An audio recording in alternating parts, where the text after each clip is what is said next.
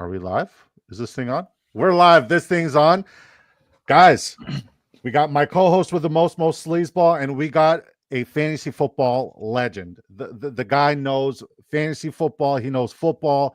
He's just a great person. The legend of all legends, guys. Derek Brown. I know he needs no introduction, but he's the best of the best from Fantasy Pros. D-Bro, welcome to the show. Glad to have you on, brother. We're already queued up and ready to rock out in this Drafters Fantasy Best Ball lobby. Right? So 3 days in a row now, Disco. You've had 1, 2, 3. Yeah, I know. I think Drafters is going to punish me later on with my picks. But D-Bro, welcome on, brother. I'm glad to have you here. You've had previous experience here with Drafters, haven't you? Oh yeah, dude. I mean, once upon a time, I think it was not last year. I think two or 3 years ago, I placed top 5 in multiple contests. So I've had a lot of success on Drafters. Been a profitable player over multiple years. Love the format. Love the fact that it's PPR. And just I love the EV, that you can get by grinding these drafts, man. So I love it, dude. And thank y'all for having me, man. It's always a blessing and a good time to be able to talk ball with you too.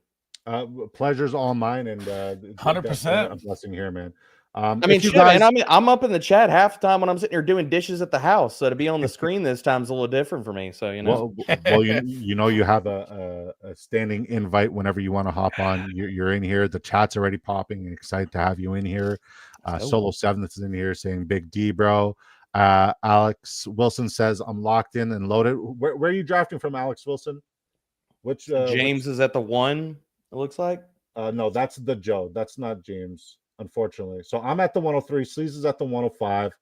You're at the 112. Owl Footy. Okay, he's at the 111. That's Alex. Okay, good to know. Good to know. Yes, sir. I see you, Al. Don't you snipe me. What do you think of the George Pickens edition today?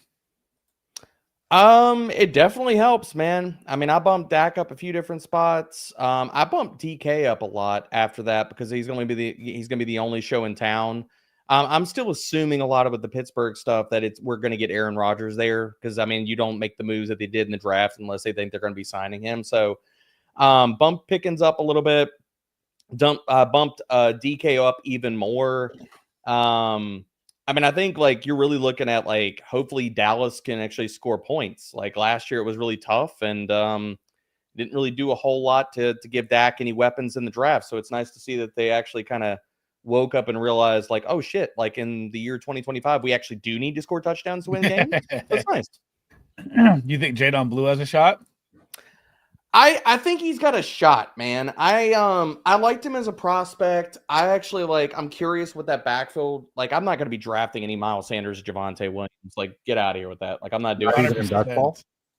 Yes, no, not a ton. Now one guy I am very high on having a bounce back season we could talk about here. I'm back in on CMC this year, boys. I think getting the stem cell, you see Kittle had a similar kind of procedure the last few years, and I'm going to take a swing at one of the guys that I love. I'm curious what y'all's thoughts are. London, I knew catching another 100 balls this year. Oh, dude, London's going nuclear. I had him top 10 last year, and I have him even higher this year. So I mean, dude, if Penix can be that guy, I'm in for it. But I mean, getting back to CMC, man. I mean, didn't we already see this with George Kittle? Shout out to my dude Jeff Mueller out there pointing out Kittle had the same kind of stem cell stuff a few years ago, dealing with Achilles issues and stuff. And I know Disco, you could probably talk to this too, man. It's CMC, if he has the bounce back, this is criminal to get him this late. Oh, it's crazy. I think if we're talking about return on investment based off of where you're drafting him, this is definitely his floor. If you get a healthy CMC, you are going to get nothing but ceiling RB1 fantasy football player 1. So the risk versus the reward is vast. You are drafting a league winner in round 2. He's falling in round 2, and you got him and Drake London, both guys top 10 in the positions when they play all year. So it's a very legitimate gamble, and it's a gamble that I've been making and that I've been investing in, and I'm glad that we're on the same wavelength. But nobody said anything about my first overall pick. Dude, I didn't know that you freaking took BTJ at 103. I mean, I'm here for it. I think you got to make a stance, and I was texting you before this show. I really like a lot of the ADPs. We're seeing Brian Thomas Jr. If he stays at that point, like where he's going mid or late of the first round, I'm going to have one massive ton of BTJ this year in best ball. Like he's got wide receiver 1 overall upside for days, dude. I've been saying this since January, and I love that you're echoing this sentiment. So I'm very, very, very happy. Now let's talk about, since we're talking about Brian Thomas Jr., let's talk about Travis Hunter. Let's address the elephant in the room. We were bound to discuss this, so we're going to discuss it. And I'll just give everybody, a little background. Debro said that, Travis Hunter's a DB unless he ends up in Jacksonville. I shared that sentiment as well. Jacksonville was the landing spot that Debro and I both had. Our good running backs are flying off the board. Sorry, I had to make my pick. So Debro and I both had Byron after this. All right, go ahead. Sorry. You're good. So we both had Travis Hunter going to Jacksonville. We just didn't have the right draft capital anointed to that. I had him at the 105, but obviously the week leading up to the draft, the Travis Hunter hype train just went all the way to the roof, and Jacksonville bought. Sleez has been adamant that Travis Hunter is a league winner. He's his player 2 in Dynasty, if I'm not mistaken. Sleez is behind Genty. So 1.2, in the draft. 1.2 in the draft. Okay, so now that we've seen the landing spot, for Travis Hunter in Jacksonville, where you like him, what is his fantasy outlook? And we're not talking about anything crazy like IDP. We're not talking anything crazy like any of that. We're talking just even this format, Dynasty format. What is your stance on Travis Hunter now? Does Sleez need to make a big speech? He doesn't need to make any speech. I've got right now, and I'm looking at my rankings. I can't find a way to. I'm just going to go ahead and make one of my picks here and discuss it. And I'll make my other pick. This is criminal, bro. Like, what the hell are we doing? The next guy I'm about to take here. Yep, this ADP is it's clown show stuff. Mike Evans is damn low. Get out of here, bro. I can't bypass that. So before I get to Mike Evans, but like Travis Hunter right now, I can't make a reason to push him out of my top 24. He's wide receiver 22 in my ranks right now. And so like if y'all expected me to come in here and fight about talking about down about Travis Hunter, it ain't going to happen for me right now, because I think you don't make that move if you're Jacksonville and give up the draft capital that you did and make the aggressive move up the board for him to be a cornerback. So I think that discussion's over with. He's a wide receiver. He will be a wide receiver. They drafted him to be a wide receiver and a difference-making wide receiver. And now we're talking about a passing attack that is literally just Brian Thomas Jr. and Travis Hunter, and then everybody else, and probably nobody else is earning over a 14, maybe 15% target share if Brenton Strange really gets his stuff together. So, I mean, dude, you're looking at like probably 25 to 28% target shares for Hunter and BTJ. And the thing that I think that people aren't talking about enough right now is that Travis Hunter is going to play the slot, dude. And I think that is a fantastic outcome for his outlook in year 1 and moving forward. I hate doing this kind of stuff. Yeah, but like I don't want to say he's going to be Chris Godwin, but I think he is going to play the slot, and I think he's going to be really dang good at it. And something we discussed off air, I think it was in texts and DMs and stuff beforehand. My worry about Travis Hunter going into the NFL is if a team put him 90% outside and asked him to play true X from day 1, I had worries about that. Because the TikTok route running, he allows cornerbacks to get into his chest. They can bump him. They can run with him. They can get physical and push him off his routes. Okay, those concerns are alleviated if he's 60% in the freaking slot. You're just talking about ball skills and beating off coverage. Okay, well, that's all he did at Colorado, dude. So wheels up. Like, let's go. Oh, all right. So a little pushback, because obviously Sleez is going to take your side. Sleez, is there any, before I push back, the floor is yours. Is there anything you wanted to add about Travis Hunter and why you're so bullish on him? Criminally underrated.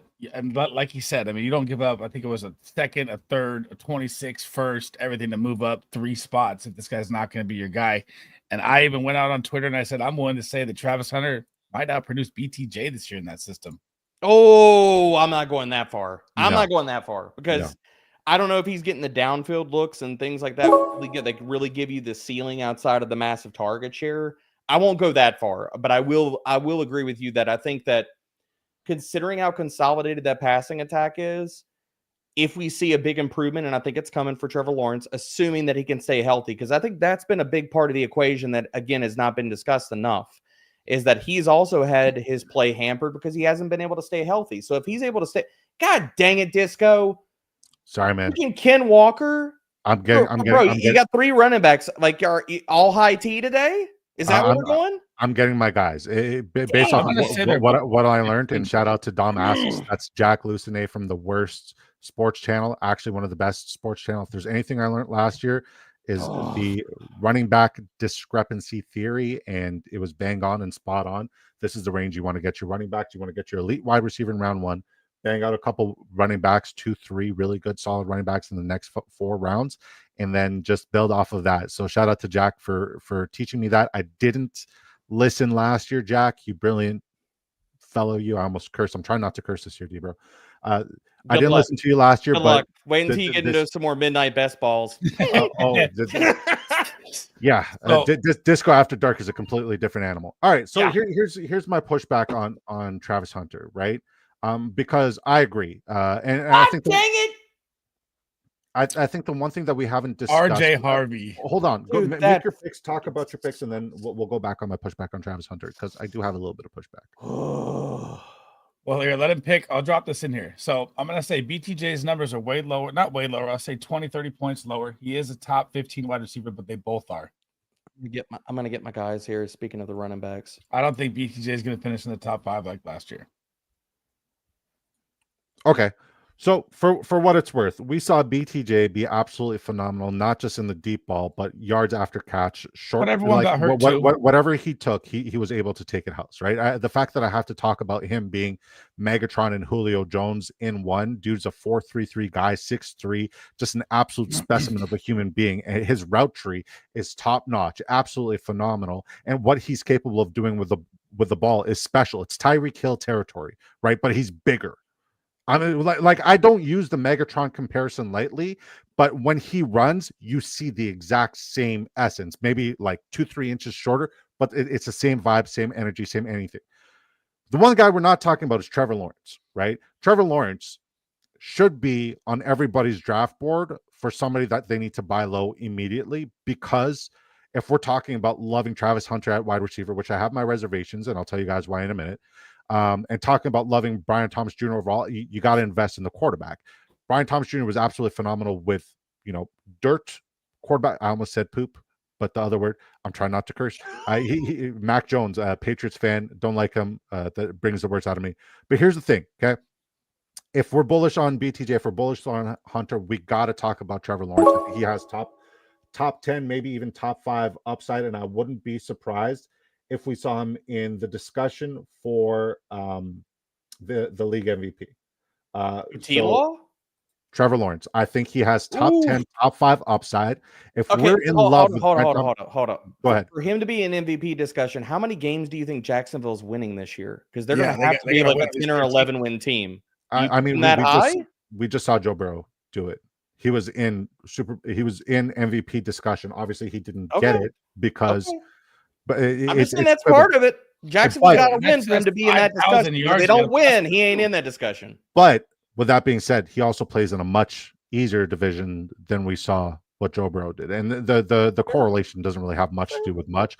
But it's possible to just absolutely light it up and not necessarily discuss the record. I don't love what Jacksonville did in the draft with their defense, and their defense was horrible last year. I don't think they had a lot of vacancies and a lot of holes, and they didn't really address it. If Travis Hunter is wide receiver and not necessarily a cornerback, they still have a massive gaping hole at that second cornerback position, predominantly on the field side.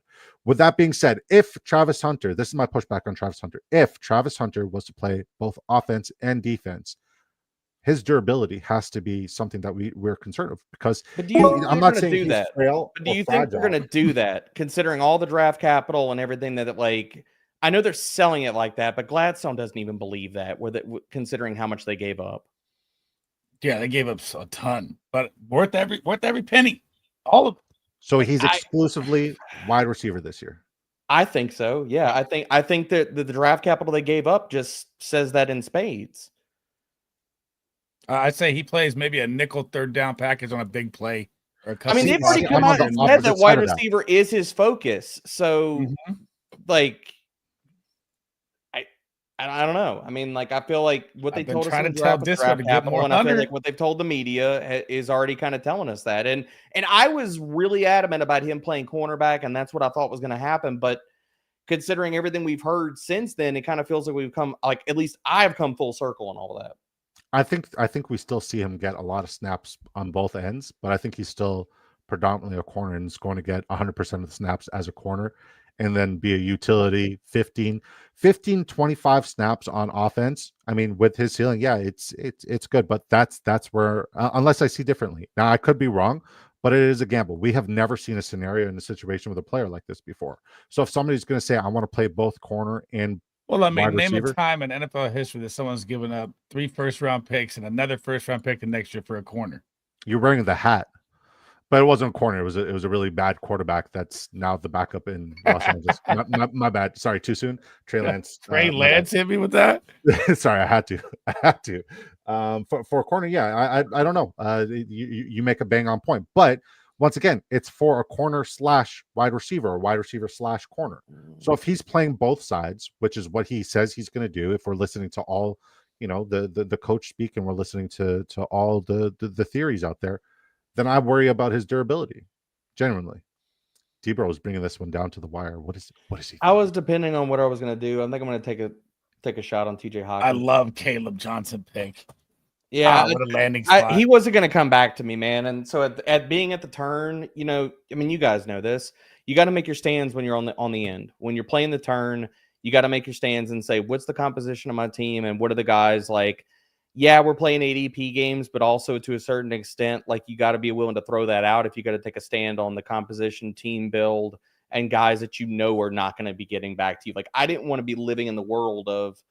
I mean, if I didn't get it, say I went wide receiver or one of the running backs, I didn't want to be living in the world of B-Rob, Scadaboo, Warren, Pacheco, all these other guys like where we're in high-end handcuff tier and RB3, what's the upside kind of tier. So that's why I took the double stab of running back before it came back to me. How much Jalen Warren are you going to be drafting this year? Not as much with Caleb there now. I know Warren is Disco's guy. I love Warren, man. Let's not get it twisted. I love Jalen Warren, but I think the Pittsburgh Steelers are telling us they don't love Jalen Warren nearly as much as the fantasy community loves them. Because it's like, I think he plays probably the same role he played last year. And I think Caleb is going to roll right into the Najee role. And if Caleb is really damn good, and I think he's going to be really damn good, then I think he could get Najee plus. Like Najee had 299 freaking crazy, right? Year, dude. 299. So, like, he's knocking on the door. He knocked on the door for 300 touches. I think Caleb, you're looking at probably the floor if he is who I think he's going to be. And if he just plays, like, even watered down Najee role, like, I think a floor of 250 touches is probably there. And he's got the ceiling to get more than Najee if he's better than Najee. Yeah. All right. I just got to catch up with the chat. A couple people asking, are we going to do a duck race with Debro? Why not? We can 100% do a duck race with Debro. Okay. We just got to hit, let's say, 30 likes on the YouTube stream. If we hit 30 likes on the YouTube stream, I will give away an opportunity to win $500,000. And all you got to do is draft a fantasy football lineup. That's what we do here, guys. We give you guys these opportunities. All you got to do is, if you're watching us on the Twitter side, hop on over to the Big Draft Energy YouTube channel, smash a like, make sure you're subscribed, and then when and if we get the, what did I say, 25, 30? When we get the 30 likes. 25. What have y'all been averaging? 25. Okay. Yeah, 25, 30. I'm only asking. I'm like, let's kick this thing to 50. Come on. Oh, I mean, shoot. We got 22 people watching us on YouTube. Shout out to all of you. We got 45 beautiful people watching us on Twitter. Head over to the YouTube side, Big Draft Energy on YouTube. Really does help us out a lot, and you guys are probably wondering what we're doing and where we're doing it and how you could do it too. So we're going to take a moment to let you guys know how you could do it too. All right. So this is the Drafters main event. It is a real money best ball draft with $2.5 million in total prizes. $500,000 goes to first. It's total points format. Most points win. It's best ball weekly scoring from weeks 1 to 17. and it's 12 teams draft. There's a fast and slow. And I'm starting to learn to have an appreciation for the slow drafts. There's also the mini that they just let out today. It's a $2 buy-in, 10K to first. Not bad investment. I finished 22nd in that tournament last year. I should have finished 5th, but Chase Brown, Kenneth Walker, and James Conner and Dallas Goedert all had different ideas. So how best ball works, guys. You have 20 rounds to build your roster for depth. It's a PPR format. Each week your starting lineup is composed of the following positions: 1 quarterback, 2 running backs, 3 wide receivers, 1 tight end, and 1 flex. At the end of the week, the best overall performances on your weekly matchup will be applied to your weekly roster. So no more leaving points on the bench, no more waiver wires, no more trades, none of that garbage. Get that garbage out of here. You literally just draft and forget unless you're winning a life-changing amount of money. So sign up today on Drafters Fantasy Sports using promo code DISCO, and we will double your initial deposit dollar for dollar up to $100. And yeah, you guys want a free opportunity to draft a fantasy lineup that could win you potentially $500,000. All you got to do is like and subscribe. D-Bro, why do you like best ball, and why should people try best ball if they haven't before? This is the best live reps that you can get, period. Whether you care about best ball, whether you're just doing redraft and you're here to just flex some muscles and get ready for the season, either way it goes, dude, this is legit the best way to sit here and get your exposures, get your action and stuff like that. Not only are you primed to win some money, let me see, I'm on the clock right here. God, his ADP is just skyrocketing. Who? Jadon Blue is up to 137 now. He was at 160 like 3 days ago. Behind Tyler Booker, rightfully so. All right, so I'm going to take a Mecca just to shore up the double with Baker. Mm-hmm. And so really that's a Chris Godwin hedge. And I'll be done at tight end, assuming bye weeks don't screw me because we're drafting this early. Why not? I like that. I love both those tight ends, Evan Ingram and Hawkinson. I think you got a good mix of floor and ceiling, dude. I think Ingram's got top 3 upside this year. So like Hawkinson's kind of my floor pick for every week.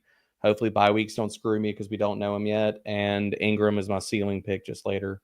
Plus, I'm trying to get myself outs for stacking partners. That's why I've kind of like sprayed the board with a few different passing attacks, like leaving myself outs for stacks. The thing I like about ADP the most this year is you could do the bully tight end approach with a delicious value. Like your tight end could be a top 10 tight end, top 5 tight end on the week. And you can also have another tight end who is a top 10, top 5 flex option as well. So the values for tight ends in particular this year is very tasty. That's why you won't see me get much Brock Bowers, even though he deserves all the flowers and he's an outlier at the position. You won't see me get much Trey McBride just because the ADP for somebody like Mark Andrews is still available. Look at this stack coming to me. Send it to me. Dude, the fact that Trey Harris, I wanted to choke you through the screen. Trey Harris is gonna go nuclear, man. I love it. He's going off, man. I love it. All right, so let's catch up Jags O-line. Shout out to Fly Eagles, James. Shout out to you, you beautiful human beings. At ATL, one of the drafters and best ball legends. One of my favorite people. God bless you. God love you. He says quack quack. I would love to get a quack attack. Just make sure everybody's smashing that like. Smash that like button, friends. Yes, sir. We are having D-Bro here not to do duck races. I will guarantee everyone will have at least one duck. Sup fam. What's up, Who Hames? Good to see you. Can't wait to make a drafters account. Love it. Do it. Bone says Disco knew about Pickens' trade when he said Dallas would make it to the finals in playoffs. No, I said Dallas would finally win a playoff game, and I also said Dak Prescott would be in the discussion for league MVP. And last year I was completely out on him and all the other Cowboys. So yeah, I'm changing my tone. Yes, Warren, how many years did the Steelers sign him for? 1 year. So I got a little question here that is driving me nuts to go back to kind of the Travis Hunter getting your guy. What is Chicago doing? I know Ben Johnson's getting the O-line, getting their guys. Luther Burden, Colston Loveland, do you find any value in these guys in best ball now with all the mouths to feed? I think this is going to come down to a talent conversation. And I just want Caleb Williams and only Caleb Williams. I would say I want Caleb. I'm not even that high on Caleb Williams. Like I think Caleb Williams, dude, he was so legendarily terrible last year. He's going to make, leaps and bounds, to get better. even to get league average quarterback play from him this year is going to be something interesting. So I'm not that big on Caleb. I think the only guy out of that passing offense that I'm probably going to go back to is DJ Moore. And it comes down to like Loveland's probably going to have his route share capped by Cole Kmet, even though like he's not a big part. He's still going to cap his route share. And if you're looking at the other guys in that passing attack, like Luther Burden is going to be a manufactured touch guy.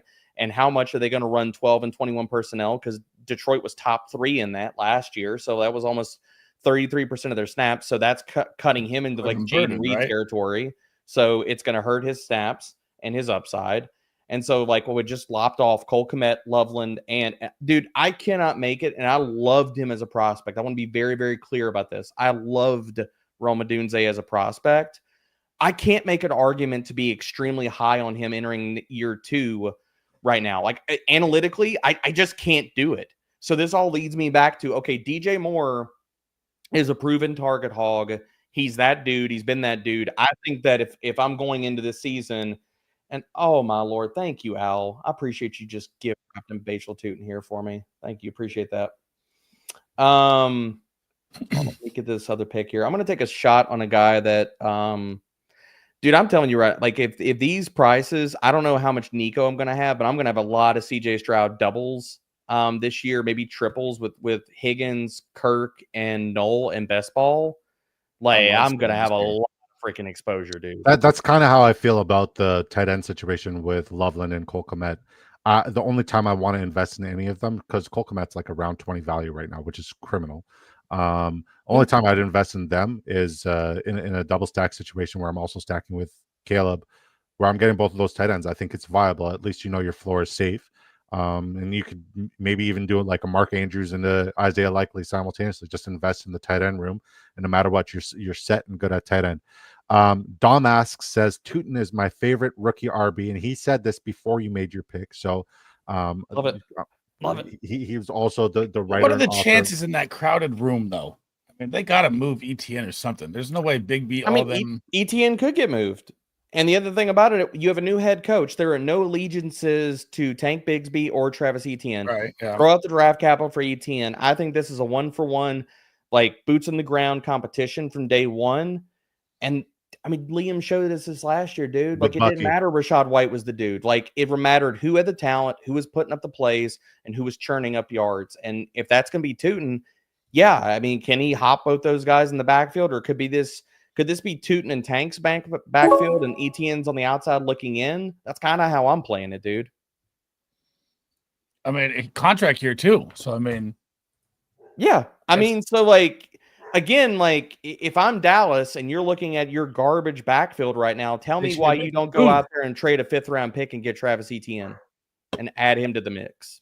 Yeah, Shawley's like, "Are you winning, son?" I'll let you know in January. Guys, you can 100% smash all of your questions here in the chat. We will try to answer every single last one of them. And I do appreciate how active you guys are. Last time I checked, we were at 62 people total. Now we're at 317 people and climbing on Twitter, which is crazy, and 23 of you beautiful folks on the Big Draft Energy YouTube channel. If you guys are watching us on Twitter, hop on over to the Big Draft Energy YouTube channel, smash the like, make sure you subscribe. He's like, but Disco, you need to insert the Penix. I love that. How many likes we got? Because they got to pump up these numbers. I couldn't tell you right now. I'm on the clock. Tyler Algier, I'll take them. Dude, I'm kind of surprised. Like the quarterbacks, and this is my first drafters draft of the year. That run on quarterbacks like really freaking surprised me. Like through round 9 through 11, is that normal? You ever seen that many quarterbacks from 9 to 12? No, but I love the value, like, same as I love the tight end value. And you have so many correlation options. You look at Dak Prescott and Jake Ferguson for micro stack. I thought I was giving myself outs, and then the board just went and just dried up, dude. Michael Penix is in play for you as for correlation piece right here. CJ Stroud's in play for you for a correlation piece right here. There's a lot of great quarterbacks that you exactly what I did. And yeah, it's absolutely phenomenal. It's great. But again, I value the micro stacks. Sorry, go ahead. No. But again, like when you get into doing more best balls and just being like experienced in doing them, you're trying to give yourself out. So if you get sniped through all of these things, you still have out. So like I was trying to build that into the beginning of my draft. So like going with Hawk, I was giving myself out for a McCarthy. Same with Ingram if Knicks or anything like that. I think like I wasn't paying attention and he went ahead. So again, going ceiling floor. But that's why I went with London, Hunter at the very beginning. It was a conversation of ceiling upside, but also giving myself outs with stacking opportunities again for Christian Kirk too. Brilliant. I think Christian Kirk is criminally That's why you're the guy. What's up, Disco? I said that's why you're the guy, because it's the foresight. People are out here playing checkers. You're playing chess. Well, you just thinking about all the different possibilities and giving yourselves outs because you're gonna get freaking sniped. It's gonna happen. So yeah, I'll take Penix here, and I'm probably done at quarterback. Maybe I'd take a shot on a guy late. I feel like the rookie hype is just killing Kirk. I mean, or it's dropping his value down and making it better for us that are smarter. Kirk is going to do better than both those rookies. It's crazy if he stays healthy. And the other thing about it is if you can, do y'all ever do this? This is something I've done in a lot of best ball drafts. Taking two different guys that could so the scenario that I'm laying out here, and as I'm kind of talking, I'm sitting here burning clock. Looks like I just got auto drafted Geno Smith. That's fun. Oh well. All right. Well, I'm definitely done at quarterback now. Jeez. So, God, I lost my train of thought there. Going back to the quarterback situation, though, man. Or no, excuse me, the wide receiver 3 situation. So if I wouldn't have got auto drafted, I would have done what I'm about to lay out right here. Is that, do you ever double stack a quarterback with that wide receiver 3 option and saying, okay, if this offense is really, really stinking freaking good, like, okay, say the Texans, and what I'm thinking about here, double stacking CJ Stroud with Kirk and Null. So you're giving yourself a hedge on Nico and Higgins, as well as if this offense is that freaking good, the wide receiver 3 spot, this might be a wide receiver 2, wide receiver 3 if injuries happen, but you're also giving yourself access to, if that offense is a top 5 to 10 offense, spike week potential. Do y'all do that as well? Like double stacking those wide receiver 3 guys? Yeah. I've done it with like a Don Mitchell kind of example for the Colts. Yeah, like if you were to do like Mitchell and Pierce last year, right, and you're saying A-Rich is that dude, we're going to get lots of, and honestly, it works best on like high-end passing volume offenses. So, if you were going to do it with even with their ADPs, like say Purdy, you went Jennings and Pearsall, considering where they're at, or I'm trying to think of other options like you could do for. Okay, say you really believed in the Raiders, like you go on Jacoby Myers and Jack Besh, things like that. Yeah, so I did it last year with a lot of Demario Douglas and Polk, and Douglas was the only one who paid off. But I try not to get too many mouths in the same. One of my better lineups in the main had both T. Higgins and Jamar Chase, but that was not. But I mean, like if you think of like, what was Alex Pierce last year, like 18th, 19th round. So I mean, he has he was round 20. He was borderline undrafted. Yeah. So I mean, I'm not mad at it if it's a late round. I don't like it early in the draft. So like between like round 13, 14. But if I'm grabbing a dart throw late, I'm not against it. Like Trey Tucker for the Raiders, I love. Right, he's spike week hitter, 20th round. Or if you were to take, like, say you drafted Cam Ward, you take Shamiri DK and then Elike Manor. So right. You're just saying, okay, Ward has spike weeks.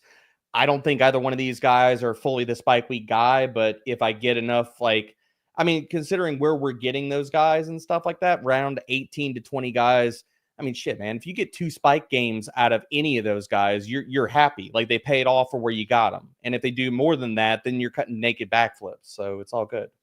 Right. Naked backflips. Yeah. That's a good one. You never been out in the streets, like, sub 15 degree weather, cutting naked backflips? No? Is that Fahrenheit or Celsius? You got to remember I'm Canadian. Sorry, I'm a dumb American. I only talk in Fahrenheit. It's okay. Dom says, Disco, you needed to insert the Penix. Debro inserted the Penix. God, that was my favorite hashtag last year. Insert the Penix. How much has DK Metcalf stock risen with Pickens leaving? Where's he now? He was like a 5th, 4th rounder earlier. Where he grabbed him in the 5th. It's relatively the same. It's going to change in like a week. I'll probably go up around. He'll go up around, I think. Anybody know how many likes we're at, guys? I would love to do a giveaway tonight. Yeah, somebody drop it in the chat. Yeah, give away an opportunity to win $500,000. All you got to do is draft a fantasy football lineup. It costs you nothing to like. It costs you nothing to subscribe. Let's do it. And if you guys have any question for the GOAT, feel free to pop them into the chat. We'll definitely make sure we get to them. 20 likes. All right, we're 5 away. Let's go. Mossy says Come disco, on, 5. disco. Let's double that number. Let's go. All right, Mossy, you say disco, disco. I say, what's up? What's up?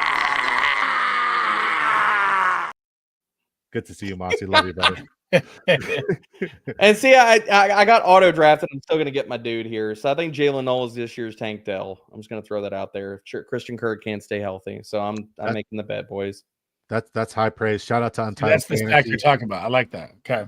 Dynasty Dog says 20 likes. Let's Protecting go. Evans as well. I see that. Okay. I'm going to take my guy here who we saw get lost in the rookie season, but the upside and the talent's still real, boys. Jalen Wells. Ooh, Marshawn Lloyd. Wow. That's a pick. Is it? So Josh Jacobs is the only guy ahead of him. Who's stealing work if Jacobs goes down? Tell me that. I'm just saying that's a pick that's one that I was very invested in last year, and I'm very hurt by the investment, especially where I was drafting him at, and I have not gotten around to forgiving him. It's kind of like Jelani Woods the year before. What's that guy's name from last year? He'll get touches. Right, you might have just been a year early, dude. That guy will still get touches though. Wilson. Yeah, I mean he also coming at a better value right now. But yeah, Emmanuel Wilson isn't dead, D-bro. Okay. Did he do a lot last year that really gives you a lot of faith? He didn't have to. The fact that the Green Bay Packers didn't draft any more running backs and they spent a round 3 pick on Lloyd, should that say more? Ooh. Ooh. All right, we got a question here from No Cap Mac. Shout out to No Cap Mac. He won the giveaway yesterday. Congratulations, brother. You should have your ticket. Drafters, put it in right away. He says, "What's up, D-bro? Who are some of your favorite RB sleepers this year?" We'll talk about rookies, and then we'll talk about non-rookies as well. Lloyd is definitively one of them. I mean, everything that I said about last year, his rookie season was derailed by the worst amount of luck that you could. I mean, it was horrible, man. Injury after injury. It was just injury, and it was a lot of things you're not that worried about. He had an appendectomy. Okay, that's not carrying over to this year. So fully healthy off season, he gets to come in and rock from day one. So I'm backing on Marshawn Lloyd. I'm looking at DJ Giddens as a guy that's a fantastic pick. Disco, fantastic. He's going to be the RB2. The fact that he went as late as he did in the draft was only because of a deep running back class. I freaking love his talent, man. He was my RB6 heading into the draft. So another smash pick. We could talk about Jaden Blue. I think. What about Brashard Smith? Oh, dude, I didn't want to. I was going to bring his name up, but I was going to try to meander my way through the board without mentioning. I'm looking to pick him right now, so he ain't coming to you. Oh, he honestly. You were looking at Brashard Smith, especially in this format. Oh, and then you get sniped for mentioning. Yep. See, that's what happens. That guy sniped me on Bryant. I really wanted Pat Bryant there. Pat Bryant's a damn good pick too. But dude, Brashard Smith, let's just play this out. Pacheco can't stay healthy. He was a 7th round pick himself. Kareem Hunt is total dust and was the guy last year because they had nobody else. Brashard Smith has the chops to be in the Jarrett McKinnon role from the hop. Yep. What if he's Jarrett McKinnon plus, dude? If he's Jarrett McKinnon plus, he's a top 15 back. It just hurts that they have so many bodies back I have pushback. I know, but that's why nobody's going to draft him and why you could draft all of him right now. I have pushback. Dynasty, I love the pick, but this year in best ball, I think Elijah Mitchell might be the absolute steal, especially since he might. But again, another guy that can't stay healthy. Yeah. Who knows if he even makes it? But Raheem Mostert, the year he broke fantasy football, he couldn't stay healthy prior to that. That was I don't disagree with you. That was the argument with him. If we can see a healthy Elijah Mitchell with that, earth-shattering speed that he can play with, if he's healthy in that offense with Patrick Mahomes on the Vengeance tour, it could be something absolutely special and biblical. And the value that he's being drafted at right now would be absolutely criminal. So I want to make a bet on every one of the running backs there, except for Kareem Hunt, because I agree with Debro. He is dust, even though he was a great play last year. Dust. And yeah, Sleez, talk me into this Chubb pick, man. I don't see it, man. Was that an auto pick? So Chubb, I'm just picking. Please tell me that was an auto pick. Or goal line value for the Chicago Bears because DeAndre Swift's going to get no carries there. No, I don't think a single running back is going to get any carries for the Chicago Bears when they get down there. It's going to be all Caleb throwing, and that's all it's going to be. You know what Ben Johnson's run rate is in the red zone for the Lions? Okay, he's going to draft another sleeper here. Let's see who he has, guys. I'm taking the guy that could actually lead the Rams. Jarquez Hunter. I knew it. Here we go. Dude, I'm not buying this. Kyron Williams is the guy. Dude, but okay. And let me make this other pick, and then let's have a real serious conversation about all this. Schnikes, what am I gonna do here? Jonathan Siegel from the Fantasy Goats. I'm gonna take a cheap spot of a really good offense here. I love the Isaac Tesla pick. I think I was the only person talking about Tesla before he got drafted. Me and Tyler Bradley. Jonathan Siegel says Marshawn on 2 taxi squads, LFG. You know JC from the Fantasy Goats. Great people. If you guys are not subscribed to the Fantasy Goats on YouTube, make sure you do that. Great people. Highly vouch for them. Guys, we got 634 viewers right now, which is absolutely insane. Thank you guys all for tuning in. Obviously, you guys are here to ask Debro some questions. So head over to the Big Draft Energy YouTube channel and smash your questions in there, guys.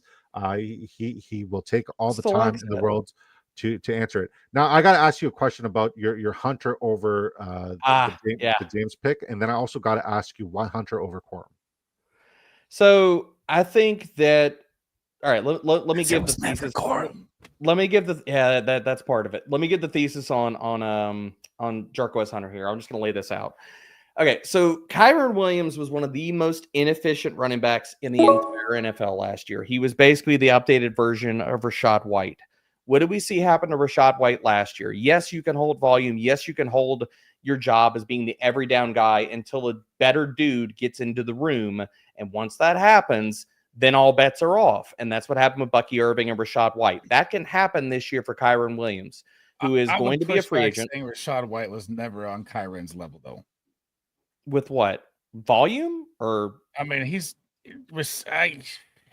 never. I guess dude, Kyron was wholly inefficient for the last year, and even going back to the year after that, the year before that, after the injuries and stuff like that, he was wretchedly inefficient even the back half of the previous season. So I was hoping for a bounce back, and it never happened. And if you look at the archetype of running backs between Kyron and Corum, they're both downhill gap duo guys, volume guys that are not going to break a home run to save their lives.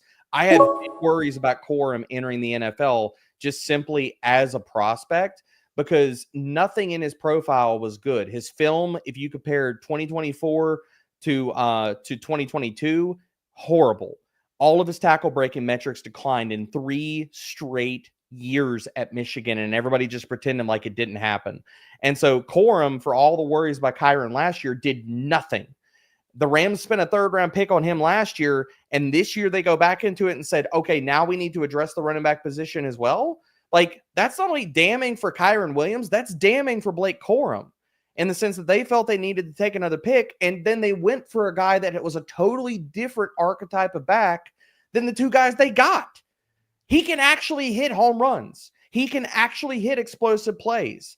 Like, this is Bashal Tutin arbitrage right now. Their situations are exactly the same. They have a guy at the top that's going to be a free agent. They have another guy that got drafted in the middle rounds, except nobody's talking about Jarquez Hunter. It's the exact same thing with Bashal Tutin. It is. It's just hard getting a massive discount. He's McVay's boy, though. He's his grinder. He's his, Are you talking about Hunter? Guy? No, you got an account? Because they did say that Hunter, if he was on the board, he was their guy when they got to day 3. They were auto picking him if he was still on the board. All right, we got another spectacular question here from Dom asks. He says, Debro, why is Dante Thornton not being discussed more? 6'5" and runs a 4.3. Like, I The freaking love Raiders. Dante Thornton because we know who he's going to be, man. Like, you know who Dante Thornton is going to be in the NFL. Like, he's going to stretch the field. He's going to be the guy that takes the top off the defense. So I'm here for him, man. Like, especially like as I'm saying this, I got auto drafted Geno Smith. Hello, Dante Thornton. Come on, Oh, I mean, dude, it's he cold. is legit beast. made for best ball. And I'm just gonna take an upside last round. I feel good about this build where I'm at with running back and wide receiver. I'm just gonna take an upside shot on tight end here to kind of kick it off to cap it off. I mean, Over Terrence Ferguson. I mean, I wasn't getting correlation for either of them with the quarterback, so I'll just take the guy. I thought you'd go for Fedone. I had them add Thomas Fedone in the early. Oh, dude, I love Fedone. I'm drafting him everywhere in Dynasty. If I had some Giants love, which we talked about this before, bro, I cannot draft Malik Neighbors where he's going. Like, it's going to be tough for me to get exposure to the Giants right now. Malik Neighbors' ADP is just crazy. Is Taysom Hill? Excuse me. Is Taysom Hill going to be playing this year? I think he will. The other question is how much, not if. But I know the injuries were pretty substantial. So I think he's a great, especially as a tight end. You get tight end and quarterback work. I think he's a great round 20 flyer. This is pretty much the only value I would take him here. Kyron Williams has intangibles that don't show on the stat sheet. I drafted him in Dynasty as a rookie. He's a workout warrior and first out. They love Kyron. Team captain personality. For sure they love Kyron. I mean, I'm not debating the person, I'm debating the talent. And yeah, talent, what's showing up in the numbers is frightening. Yeah, I respectfully I disagree, but I mean I disagree for the you also obvious remember reason. last year the Rams offensive line was beat to shit early in the season. So everybody uses that as an excuse for players when they want to like talk about like, okay, but okay, the offensive line can factor in, but if you can't break tackles, you can't break tackles. Like, that doesn't matter whether you're behind a good offensive line or bad offensive line. And like, just to give some context here, 46 qualifying bad offensive line for years. 46 qualifying running backs last year. This is where Kyron Williams ranked. It wasn't just that he was bad, it was that he was basement level bad. He was 44th in explosive run rate, 37th in missed tackles forced, and 40th in yards after contact per attempt. Like, that's bottom 6 in everything that we care about. I saw like, that tweet out. But it's, I mean, that's bad, dude. That's like whole level, like terrible. So I love this back and forth. We're going to catch up with the chat. And then after we catch up with the chat, we're going to also look at how many likes we're at to see if we can do a giveaway. If you guys are one of the 929 people watching us on X, head over to the Big Draft Energy YouTube channel, smash the subscription, and we will give you an opportunity to draft a fantasy football lineup that could potentially win you $500,000. All you got to do is draft and put your money where your mouth is, right? And if you're thinking to yourself, you know, $500,000, there's 104,000 lineups there. Why not you? I think you deserve it. So come on in here. Why not you? Okay, come on over. Let's smash the like. We love it. All right. Untitled Fantasy says, who do you like better for the season, Jerome Ford or Samson? D-Bro, you go, then Sleez, then I'll wrap up. Samson. I think that the fact that they drafted 2 running backs inside the top 4 rounds of the NFL draft tells you all you need to know about Jerome Ford. He did. He took a pay cut because he wasn't going to get nowhere else. Mm-hmm. He had all the opportunity in the world last year to do something, and he did absolutely. I mean, they just proved they didn't really believe in him last year. Like, they had chances to feed him to be the feature guy, and he just wasn't, man. He wasn't. So the opportunity's gone. I'm no longer investing in Ford anywhere. So it's definitely Samson. Yep. Pete Terranova from the Fantasy Football Face-Off. Love this guy, guys. If you're not following Pete Nova on Twitter, make sure you do so, because this guy's defensive streamers up until like week 17 was bang on, spot on. Every Colts killed a lot of people there. Thank you. Oh man. JC says, thank you, Disco. Not necessary. Much appreciated. I got so much slack defending you and Pete for that DST call for the Indianapolis Colts. And this is why I don't do DST. Like, I will never play in a fantasy football league with defenses. It's a crapshoot, dude. That's like giving kicker analysis. It's all like, oh my god, it's Drew Lock. It's Drew Lock. Drew Lock made a lot of angry people last year. Your kicker is Young Ho Koo. Take it to the bank. Young Hui Koo. Yes, D-Bro says Dom asks Thornton big straight flirting. I mean, he brought him up. I just had to bang it home, dude. Yeah. Okay, gave me the alley-oop. Dynasty Dad says D-Bro is the GOAT over on the Twitter side. Dynasty Dad, come over go, to the my man. YouTube side. Come say hi, brother. People, come on. Grab me a share of Dante Thornton in our Deep Dynasty League. I think he has a ton of upside for sure. He's great for so much ball. fun to watch because if he's not taking the top off of defenses, he is blocking his butt off, dude. I loved watching his film this year. That's how you earn yourself some playing time. I love that. Debra, I got to pick your brain about going to the combine and experiencing the combine and being able to analyze live and see the intangibles in person. I got to remind me to ask you that before. Yeah, we could definitely talk combine, Senior Bowl, all things.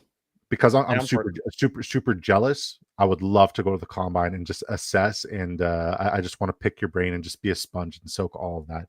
Kyron is a bruiser type RB. He is smaller size. He has average 4.1 yards per carry. 28 likes. Okay, so we're doing a giveaway.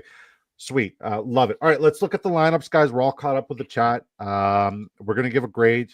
So we're going to look top to bottom. We got Owl Footy, then we'll look at Sleez Bombs, and then we'll look at mine, and then we'll finish off with our special guests. We're going to give you guys grades, give you guys feedback, best ball predominantly if we want to throw in things dynasty related or, as much advice as we possibly can. So there's only 4 people in the community in here. Owl Footy, which is great, means I'm not getting sniped left, right, and center. I'm not gonna lie. I love drafting with the community, but I also want to win a lot of money. I was looking at James' comment in the chat. That was that got me. That shit got me. Debra, I'll be your assistant next year at the combine. Man. So you met James at the Fantasy Football Expo, by the way, when I met you for the first time. James is a beautiful human being. Love James to pieces. One of the greatest humans on the planet. This community would not be possible without that human being. So I just want to give him his flowers. Holy crap, we're at 1,092 viewers. That's insane. T-Bro, you should come on more often.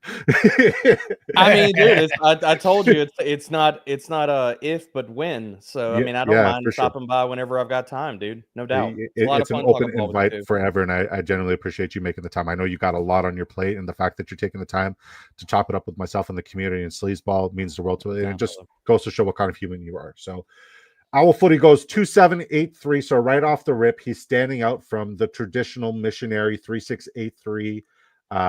Based off of his roster construction, he's giving himself a unique advantage by just going really unique. Throw that out there. So it's a very unique roster construction. He's giving himself a better chance against the other 104,000 contestants and lineups. So he goes Drake May and Matthew Stafford at the quarterback position. Oops.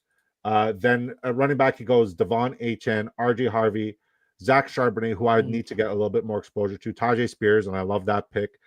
Devin Neal, Jordan James, Elijah Mitchell. Not bad running back room at all. I would say it's B minus, C plus RB room. Your quarterback room is B, just a straight B. Your wide receivers May unstacked, or no, he went Hunter. I see he backed up Hunter Henry like super late though. Okay. Yeah. So Puka Nacua. So we got some correlation there. You got a double stack with Stafford, Puka, and Devontae Adams. I have not seen that done yet. That's really cool. I like that. That is sexy. And then you protected it. One team I would do it with. That's it. And then you protected it with another 3 spectacular wide receivers: Devonta Smith, Jaden Reed, Brandon Ayuk. Especially in this format, those are all spike week guys. Romeo Dobbs, I understand the pick. Elijah Moore, also understand the pick. Calvin Austin, with George Pickens going gone.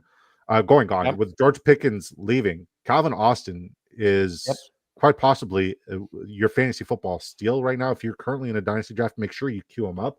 I love where he's at, round 20 value, and he's probably the most valuable round 20 player right now, just based off the situation. Yes, we still don't know who the quarterback is there.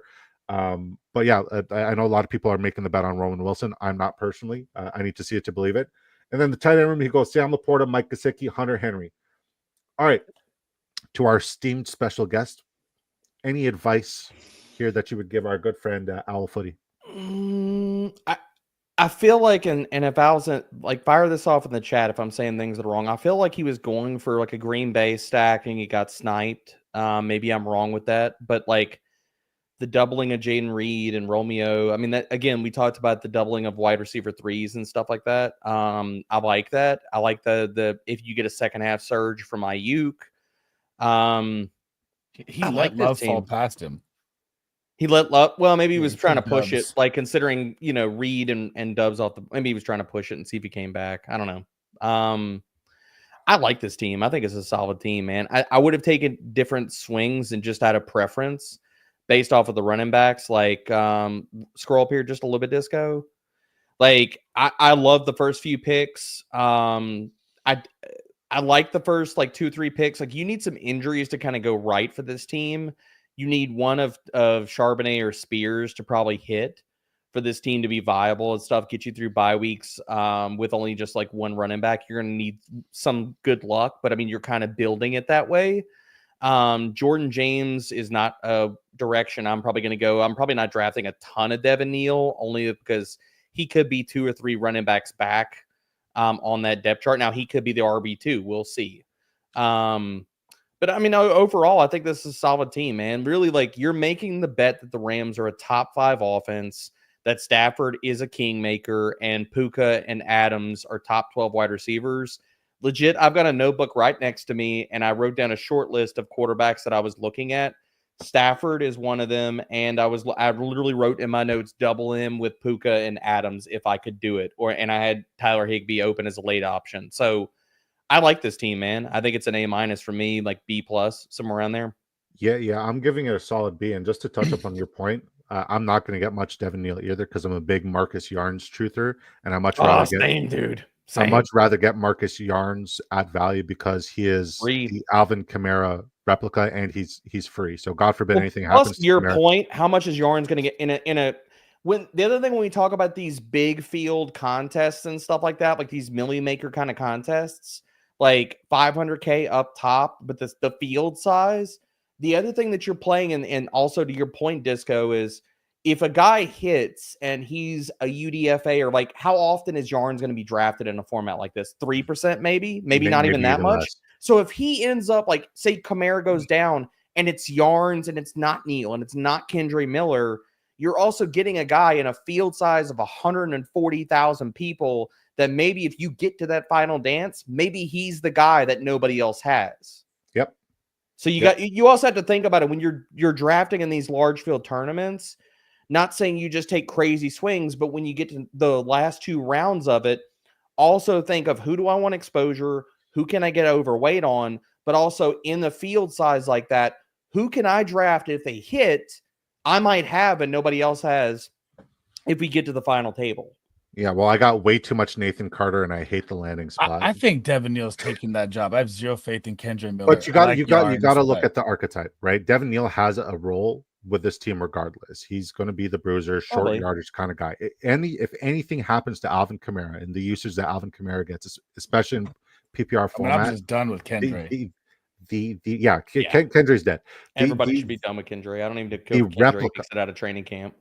The exact replica to Alvin Kamara, if you're looking at archetypes, it's Marcus Yarns. So all that production that would go to Alvin Kamara, God forbid he gets hurt, would then go to Marcus Yarns. Neal's role is going to be Neal's role, which is a very, very low ceiling and an even lower floor. Whereas Marcus Yarns has no floor, but all ceiling. And that's what wins these best ball tournaments if things go right. So that's my advice to you. I think Devin Neal's a hell of a running back. It's just a weird situation. The way I'm looking at it is you got to look at scheme and how the scheme works. And Alvin Kamara's direct replica is Marcus Yarns. Sleez, do you have any feedback for this team? Yeah, I'll drop some in here. I would go with the I love the Rams, Nakua Adams. That's the only wide receiver duo that I would take that early. I do think they're both top 10 wide receivers. I think they're going to go nuclear. One thing that I would throw in here is you always want to get at least 3 running backs. If you look at last year at the top 100, there's not even many teams that were close that only had 2 starting running backs unless you hit on obviously the guy going down. Mm-hmm. So you do want to have at least your third option out there. I do like Charbonnet and Spears. Maybe Kenneth Walker's traded with all the rumors or whatever happens. Spears can pop off. He has concussion problems. I don't like, and I don't know, where do you stand on this, both of you? Do you really like Jaden Reed this year with all what they've brought in? I know he's a home run hitter for best ball. I get that. To be honest, I think the best guy at value on him. The best guy at value in that passing attack based off of his ceiling, and this might throw people, dude, I think it's actually Savion Williams. If he plays Big Debo role in that, like he's big boy. He could push Jaden Reed aside. I'm not a huge Reed truther. I'm not a Dubs truther. I'm not that in on Golden. I thought he was massively overdrafted. So like Savion, again, like we talk about like teams telling you what they think in the free agency and the draft, like taking Savion round 3 when they already had Jaden Reed, I think is very telling. That's what I was going to say with this team. I really don't like Jaden Reed and the Romeo Dubs play, especially unstacked if you're doubling them. I think that's missed value there. But overall, I'd give it a B-. I'd say the running back room is really going to hurt you. Yeah, I would say it's a solid C plus B-. The running back room is like there's a world, an alternate universe where it could hit, but it's going to take a lot to hit there.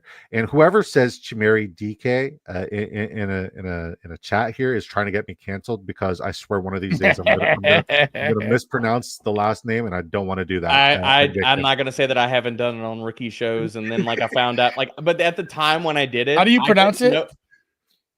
It's DK. Huh? I just wanted to hear you guys say it. Bro, I said it wrong beforehand, and I was like, all right, like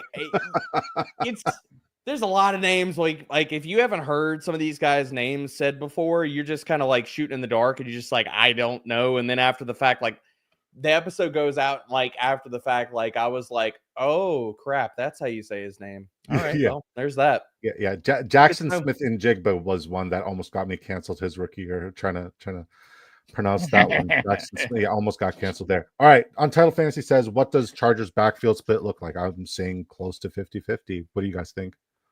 I think I'm gonna go with Hampton leads the way down the stretch.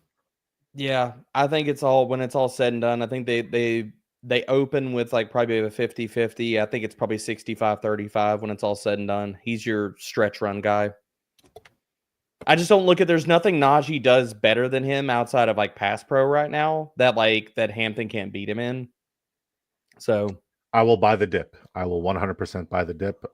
He's going to get a lot of goal line work. Najee will for sure. I will always buy the dip. I think. I think the way is to invest in that passing attack. I think it's Herb. I think it's taking shots on Ladd and Trey Harris, which you did here, Sleez.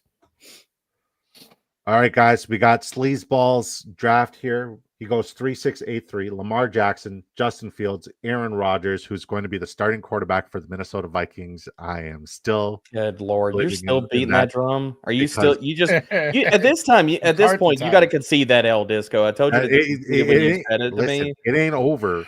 Dude, it's been over. You can't even like twist Diana Rossini's arm to tweet about him anymore. So there's still a chance he hasn't signed in Pittsburgh yet. There's a better chance he retires than he ends up in Minnesota. I'll take those odds all day. I will concede that L if he retires, but there's a better chance he screams a sports show from a cave than ends up on Minnesota.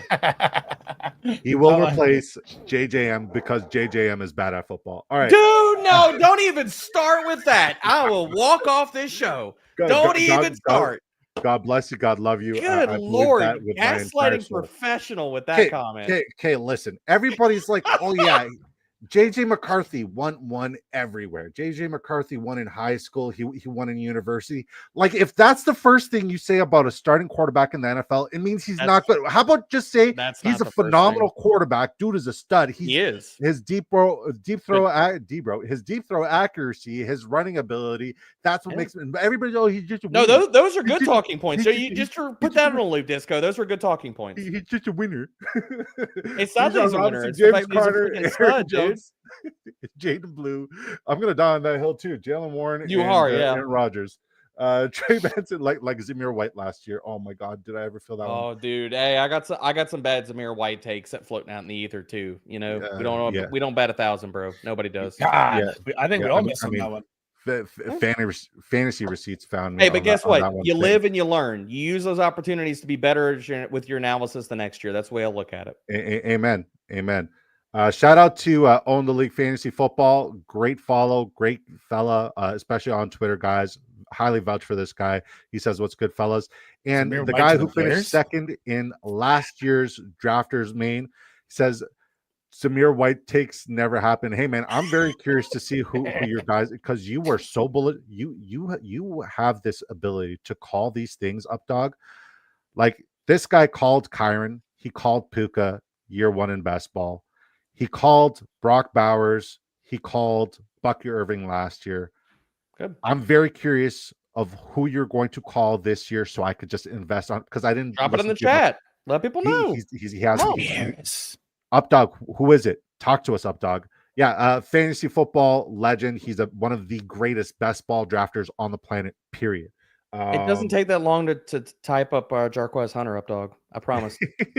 It took me longer to say it than it takes for you to type it. He's like, I don't know. Sure you don't know. Okay, all right, yeah, I see. He does his charts. I get it. He does his charts. He waits for the schedule, and then he drafts every best ball tournament, maxes them out in like July. So yeah, True July king. he's usually really busy. Garrett Wilson, DK Metcalf, Trey Harris, Rashad Bateman, Keenan Allen, Xavier Leggett, Amari Cooper, Tutu Atwell. I like your running back room and quarterback room more than I like your receiving room. You haven't drafted strong receivers yet. And if you're going to make the bet on Trey McBride, I don't think you need Taysom Hill here. I definitely would have gotten more receiver I just help did it for the instead of bye Andrew. weeks.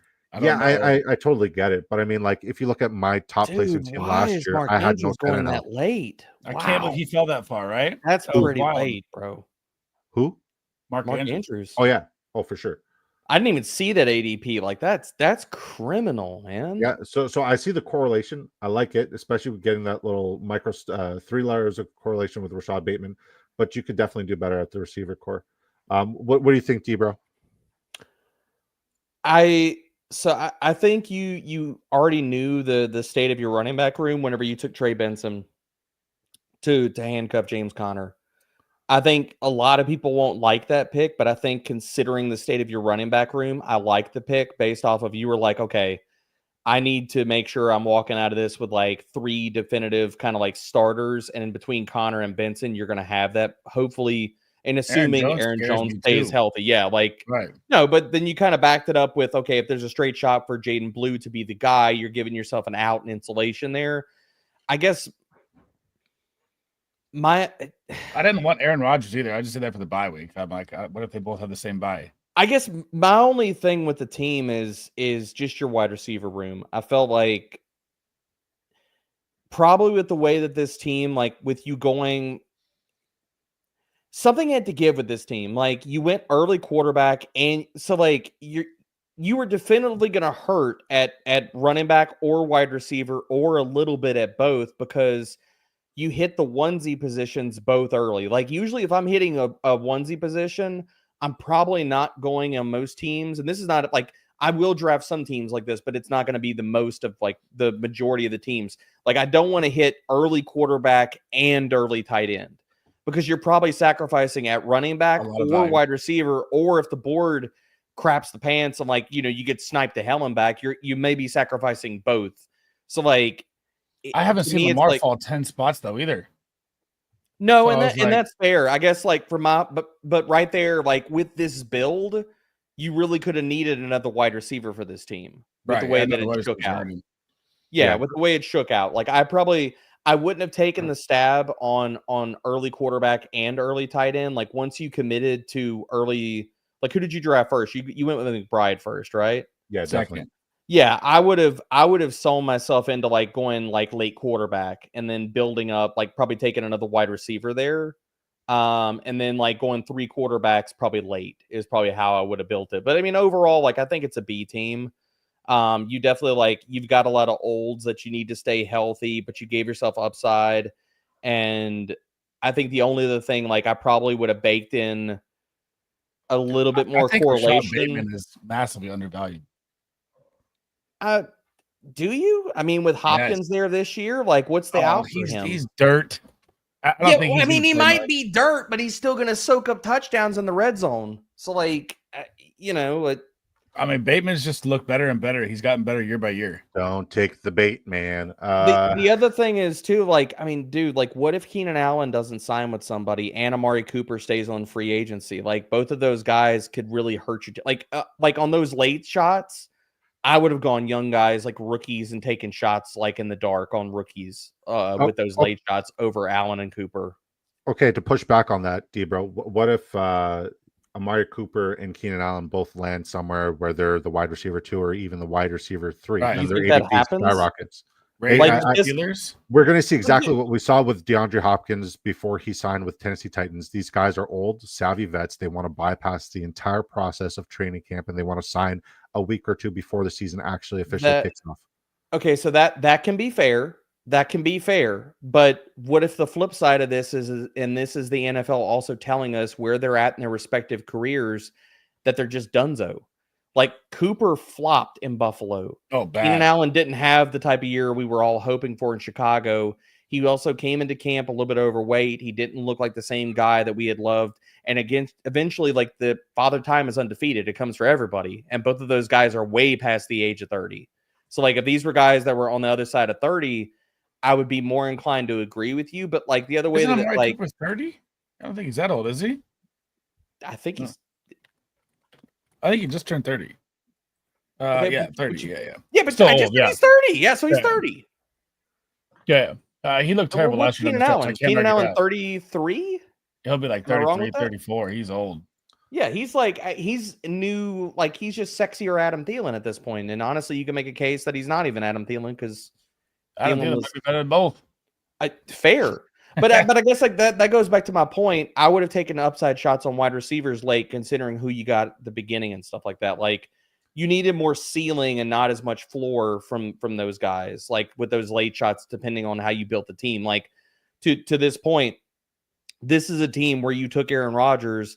I would have taken a shot on Roman Wilson just in the dark on him late, or I would have gone with like I thought about that too. Yeah. Like this is the kind of team I would have built in like late lottery ticket rookie guys, and I would have leaned into correlation even more too. Like with Fields, like do you go with somebody like taking another guy, like saying Fields in that passing attack outperform, like taking a shot on Mason Taylor or something like that, or taking a shot on Thomas Fedone.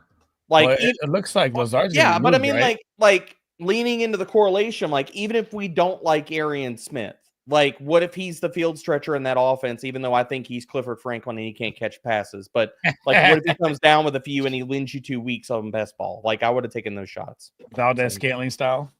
Yeah, pretty much. Like I mean, he's like the lesser Dante Thornton, basically. I know that. So, Sleez, we just had this discussion, I think 2 nights ago when we had our first show where we were giving fantasy advice and somebody went elite quarterback and elite tight end, and you were the one giving the advice, and yet you're doing it here. Well, he fell 10 spots. I didn't want it. Yeah, no, but you did a good job saving it. But your receiving core, especially with 3 wide receivers, potentially 4 in your lineup, you need Keenan and Amari to get good landing spots to save this team for you. Oh, 100%. You're solid. I like everywhere. the 2-2 pick, though. I want to throw that out there. I like Tutu's the 2-2 Atwell pick. 2-2 is very sneaky, man. He's a good like with that Rams double stack. If that was me drafting the Rams double stack, I would have taken 2-2 like on that and just gone for the full triple, man. You're just going all the way in on the Rams being a top 3 offense this year. I think they're going to be. Updog says Taysom and Rodgers should have been wide receivers. I think that's very sound advice. All right, let's look at my draft, and let's look at D-Bro's draft. So I go super vanilla. I go 3-6-8-3. I went Trevor Lawrence, and I tried Speaking of missionary, golly. Yeah, I know. I tried something weird though. I tried to double stack QB. I like that. I like that. Sam Darnold and Jalen Milroe. Shout out to Dalmasks. Jack, I think he mentioned something about it in the chat, and I'm like, that's kind of brilliant, especially if I'm pushing quarterback this late.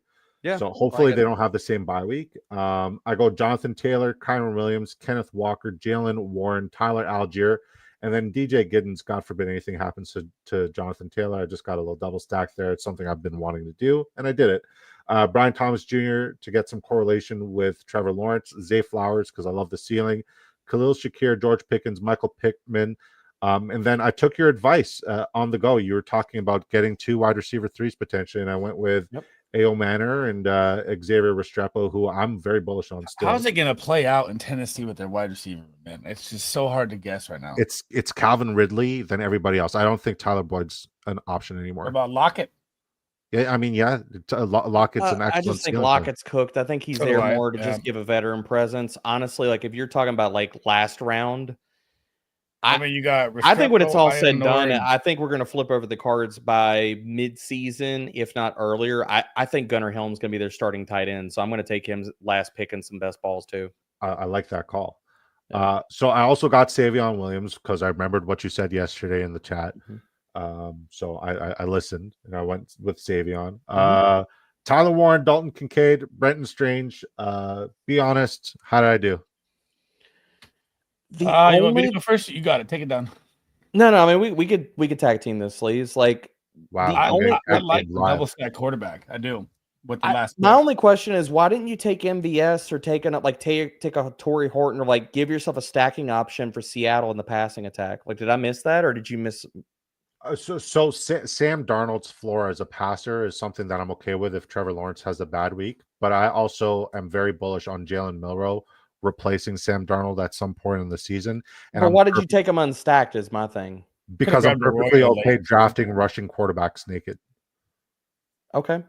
Yeah, I'm perfectly okay with that. It's all ceiling. You don't really need much correlation because I don't anticipate that the correlation that would matter with him is going to be available in the later rounds. Well, you're also making the bet that Trevor Lawrence is going to be your every week starter. Like, he's probably like a top 7, top 5 fantasy quarterback in this build, and BTJ is the wide receiver 1 overall. And yeah, I have him ranked as a top 7 quarterback this year. I think top 10 is his. Yeah, I mean, the build says that too. Yeah. Because you're not asking, like, if that was the case, what you would have drafted actually 3 quarterbacks and not done the double wrap QB2 there. Yeah. You know what I mean? Yeah. So I think Dalton Kincaid's one of the best values this year. Played hurt last year. I love that at 142.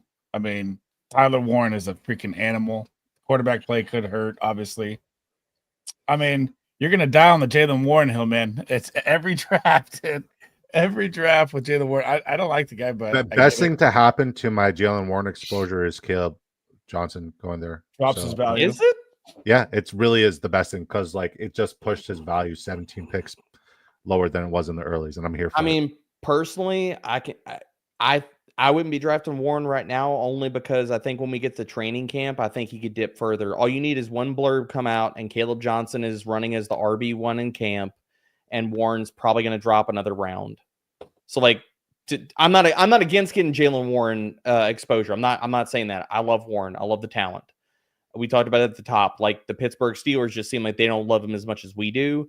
But I think just trying to play the ebb and flow of the market, I'm probably staying away from Warren, and I'm waiting for hopefully something in training camp to come out and say, okay, Caleb's running as the 1 immediately, and then everybody's going to sit here and bury Warren. He'll be at the bottom of the handcuff tier then. And he'll probably be going I'm on a like 1 big believer in just getting your guys. No, I'm not against that. Yeah. So I mean, that was the advice my guy Updog gave me last year. He said it doesn't matter if they dip or go up. If they're your guy, if you have them charted, if those are the guys you're betting on, just bet on them. No, I know, but like, I think did Anthony Richardson get sniped from you? Yeah, he did. Okay. Okay. I was going to ask you that too. I was going to go with the 2 QB build, but he got sniped, and then I was left with Darnold, so I had to pivot. No, that's fine. Yeah. You got to think on your feet in these drafts, man, because that's what happens. Like, you get sniped, and that's what I was talking about with mine, like trying to give yourself exposure to a lot of different stacks and giving yourself outs. I mean, it's all about playing the percentages, giving yourself outs to where you don't get screwed and on the clock. But I mean, overall, Disco, I think it's a B+ team. I don't dislike the team. I think you got a lot of like workhorse heavy running backs, and you gave yourself out for like, dude, Algier, if anything happens to Bijan, we know he's going to be an RB1. Anything happens to Giddens or Jonathan Taylor just does his James Conner crap and he misses like 3 or 4 games, Giddens is probably a top 15, top 20 running back in those weeks. So, I mean, I like the build. And then you went just committee approach. Like, there is something to be said for not only building with like running back, terminology is escaping me right now. Like going RB, wide receiver anchor, basically flipping the running back anchor theory on its head and using it with wide receivers. Yeah, like hero wide receiver. I mean, yeah, basically going with that, like anchor and hero wide receiver is definitely, I mean, that's how you built this team, dude. Like, you've got wide receiver 1, hopefully overall, that you're making the bet on BTJ. And then after that, it's dude, you've got a host of like wide receiver spike week 3s there that literally, like, I mean, isn't it 3 wide receivers on a weekly basis, or is it 2 for drafters? I forget. Okay, so 3. But so with that, you gave yourself outs with 4 different guys to fill spots. And that's not even asking spike weeks out of the 3 rookies that you got. So I mean, really, you're asking for 2 strong spike weeks out of those 4 wide receivers, which can definitively happen, man. Like between Zay, Shakir, Pickens, Pittman, like I mean, that's in play. If anything, I mean, I think this is a really well built team, dude. Definitely. I'm actually gonna give you a little more praise here. Like I think it's an A-. Yeah, it's an A-. It's nice.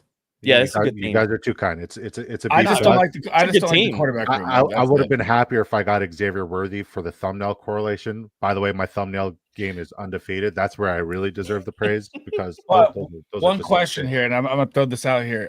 I think Michael Pittman is gonna end up the wide receiver 3 on the Colts.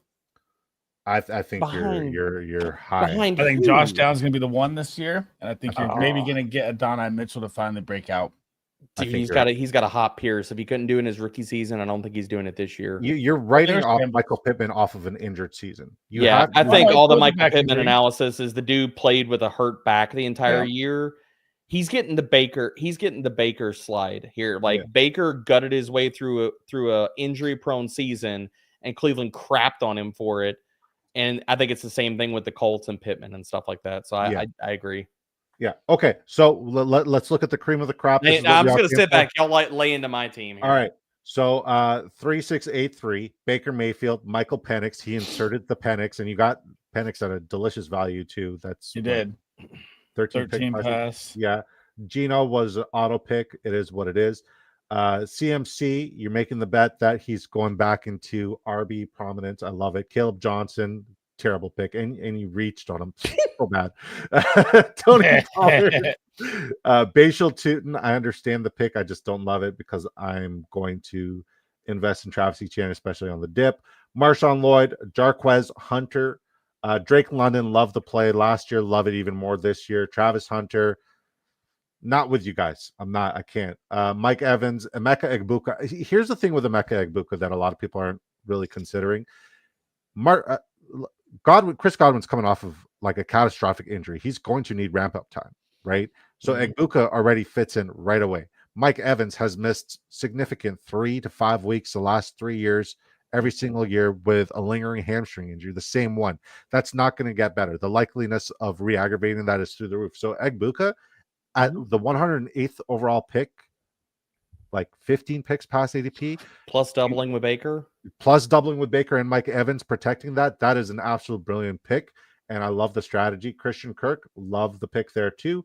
Jalen Noel, so you were talking about it and then you were doing it live. It takes a man with a lot of talents to be able to do that. Isaac Tesla, love the player. I think he's going to work his way in as a blocker, and because he's such a tremendous athlete and just a large specimen in human, he's going to win a couple jump balls. He was almost the reason that they dipped Jameson Williams out of town. They really like this guy that much. Here's the thing, man. They traded 3/3 for him. That I know, like, it's crazy. I don't agree with it, but it does speak volumes about what they think about him. All he needs is to be in the right scheme. I mean, right? He was misused in Arkansas as a slot, and he's not a slot guy, but he was there because they ran the ball a heck of a lot, and they demanded him to block linebackers and crack down. He needs to hop Tim Patrick, and he's a starter day one. Yeah, I think so. I think so. I think I'll hop Tim Patrick. You have minimum 3 spike weeks from him. Minimum 3 spike weeks, just because of the athletic profile and the ability that he can do coming down with the ball. Thornton, I understand the pick. Best ball spike week. DJ Chark, kind of guy. Hawkinson, Evan Ingram, Arroyo. I love the construction, especially since we don't know what the bye weeks are. If you play Dynasty right now, go buy Elijah Arroyo or get him off your waiver wire because Noah Fant is cooked. Noah Fant was never he was never a thing. I think it's the last year of his contract too. I don't know, but I think it is. He's one of the triumvirate of up impending free agents. It's Noah Fant, Tyler Higbee, and David Njoku. All 3 of those guys are gone after this year. That's why they got LaFannon, That's Arroyo, why all and Ferguson. Those teams drafted tight ends in the top 3 rounds, and nobody's paying attention. I think the equity you spent on Hunter and Caleb could have gone to more sure things. It's all ceiling, which is what's required to win these tournaments. But your floor is scary. I'm not very. I hate your floor, love your ceiling. So for me, it's a B floor and a minus ceiling. And that's how I'm going to grade it because of the investment and capital you spent on certain rookies. So the ceiling is definitely there, and that's how you win these tournaments. They're players I personally wouldn't draft, but I understand why you drafted them. What do you think, Sleez? I mean, I love the Caleb Johnson pick. CMC's the comeback player of the year. Tony Pollard, new offensive line. I think that's a little bit of a reach for Pollard. He falls sometimes, but I mean, it's probably your first draft on Drafters. Tootin, Look at what happened with running hype. backs. Just throw up the board about running backs too. That dude, running backs go like turn, hotcakes now. Being at the turn, that's why I took those 2 running backs. You have to. You would have came back with literally. I would have came back with. Robinson. I mean, literally, I'd have been staring at Tyrone Tracy, B. Rob, Jalen Warren. If I didn't take those running backs, considering the room, I would have been screwed at running back for RB2. Yeah, I mean, it sucks because round 3 and 4, you obviously went Travis Hunter and Mike Evans, right? Yep. In hindsight, what would you have done differently? Because there was almost an entire round where a running back wasn't taken in round 4. That was round 4, yeah. Yeah, and then like wildfire, Kamara, Mixon, Walker, Hampton, all gone.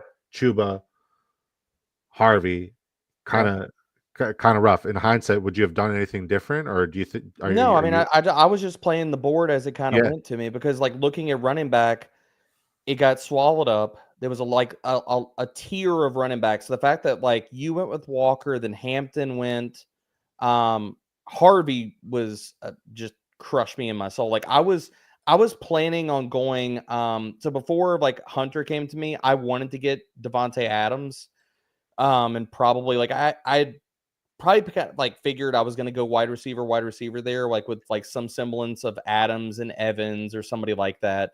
And so make a list, just you got it. Yeah, like I mean, dude, for me, it was looking at the board and saying I took Caleb and Pollard. To be honest, man, like I think they're undervalued too. Like I think that's where they should be going. Like looking at the board and looking at their upside and stuff, that's where I think they should be. Like, why is Pollard going so damn late? They made additions to the offensive line. Yeah, they made additions to the offensive line. They got a better quarterback. Pollard got all the freaking work, and he was stupid efficient last year. What's going to change about that? Like, if he was a top 24 running back, his situation did nothing but improve, and he's another year past the injury. Like, Tony Pollard could be a top 15 back this year. He could be. I like Pollard a lot.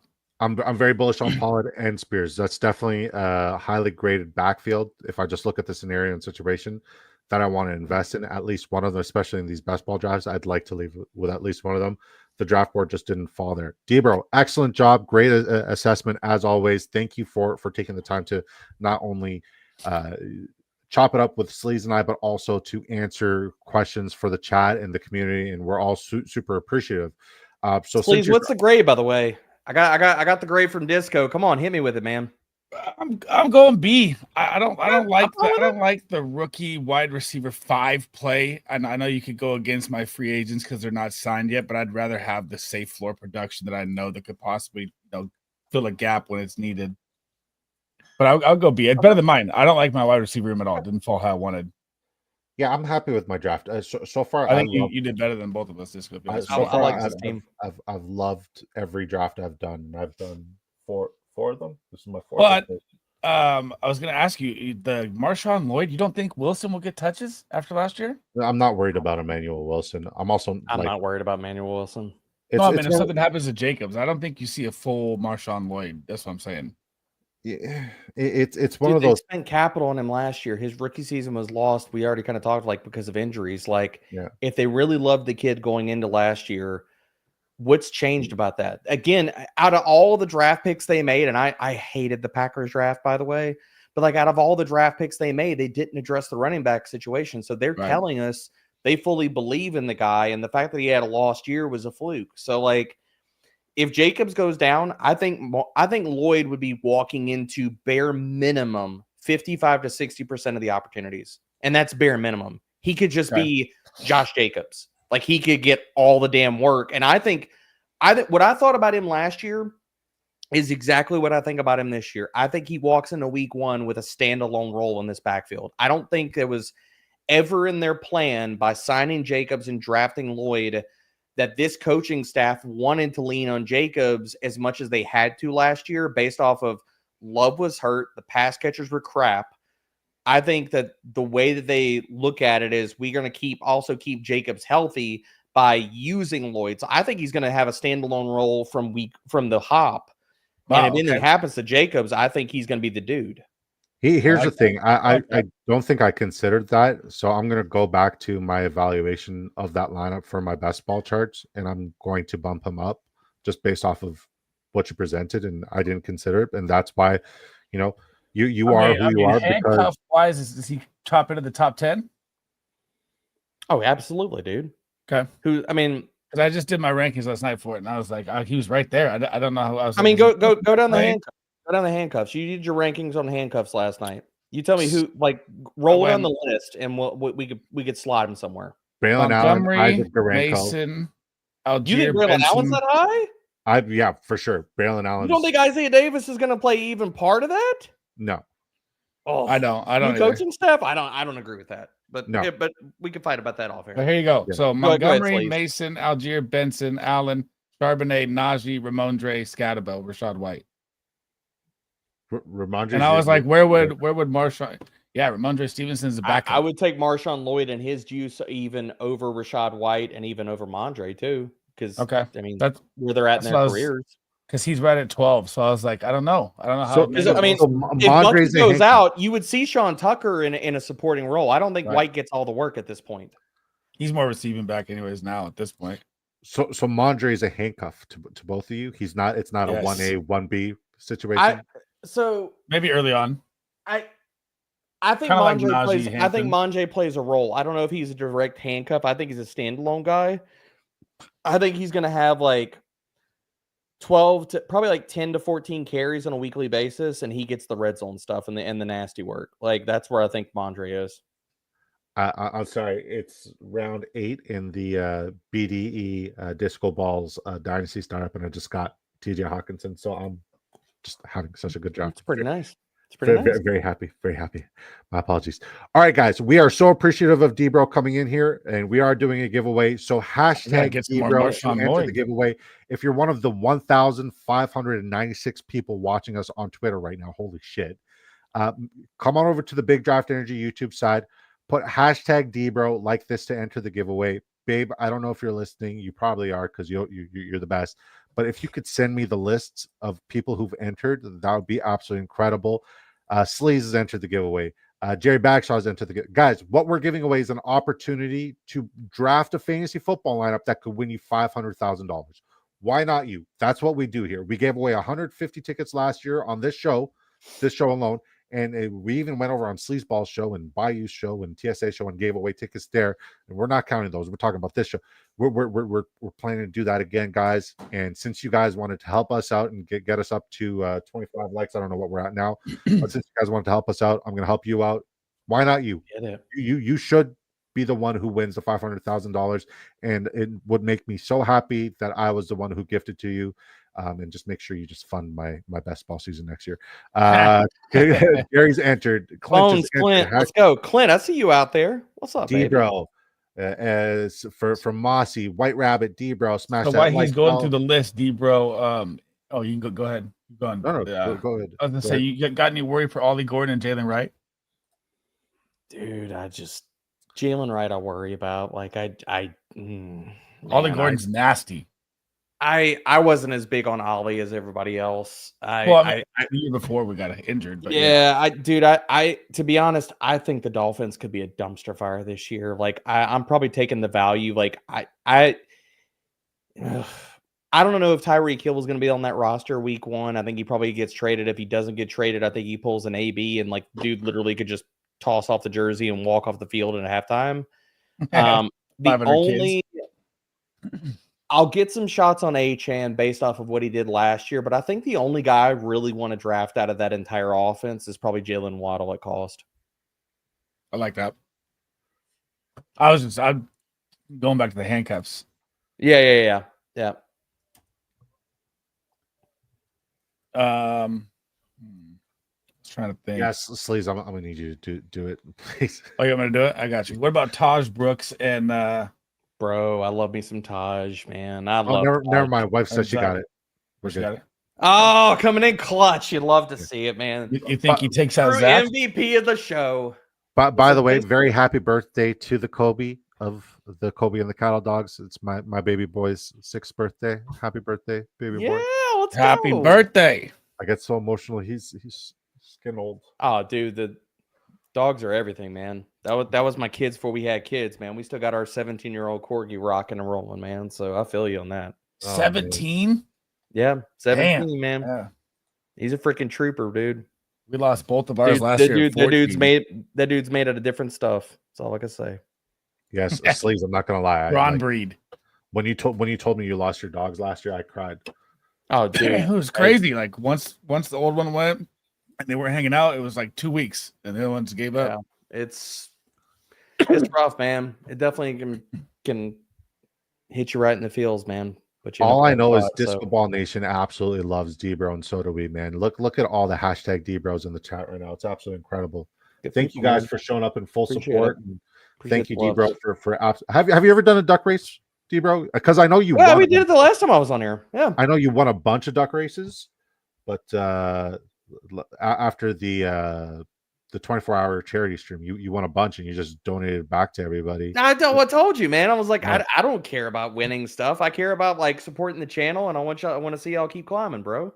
I appreciate that's what that matters. I mean, shit, me getting free entries to stuff I'm gonna sit here and toss my own hard-earned cash at anyway. Doesn't matter to me. What I care about is putting in the time and effort and watching y'all continue to rise, man.